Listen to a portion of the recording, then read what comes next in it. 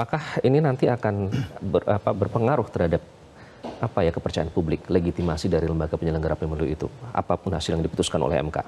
Pengaruhnya pasti ada, dan dalam putusan Mahkamah Konstitusi terkait dengan PHPU itu juga selalu menjadi catatan terkait dengan masalah independensi, kemudian profesionalitas terkait dengan penyelenggara pemilu. Jadi ini saya kira sesuatu yang yang selalu dilakukan berulang yang masuk ke dalam pertimbangan hakim pada saat putusan di PHPU.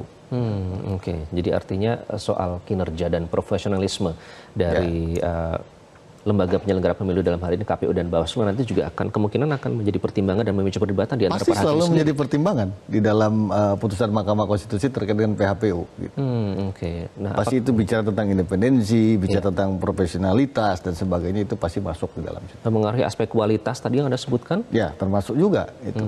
Itu pasti akan disebutkan di dalam pertimbangan putusan Mahkamah Konstitusi. Begitu. Termasuk sanksi-sanksi yang sudah dijatuhkan, Mas Atang? Ya, sanksi-sanksi yang sudah dijatuhkan tentunya tidak masuk dalam pertimbangan ya. Tapi terkait dengan catatan-catatan yang dalam rangka konstruktif ya.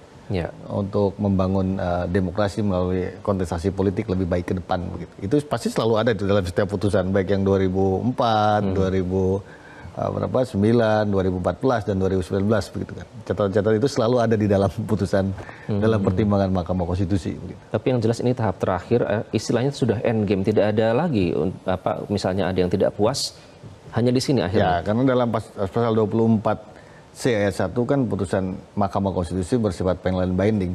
Maka saya kira bagi para kontestan dalam Pilpres ini ya harus menerima dan legowo dan berbesar hati. Dan itu juga akan menunjukkan bagaimana kapasitas ketokohan para kandidat, ketokohan yang punya jiwa kebangsaan dan nasionalisme. Gitu. Oke, baik, nanti kita akan bahas lebih lanjut, namun kita harus jeda terlebih dahulu. Pemirsa, kami akan kembali di Breaking News Metro TV masih membahas terkait dengan jurnal sidang putusan sengketa Pilpres 2024.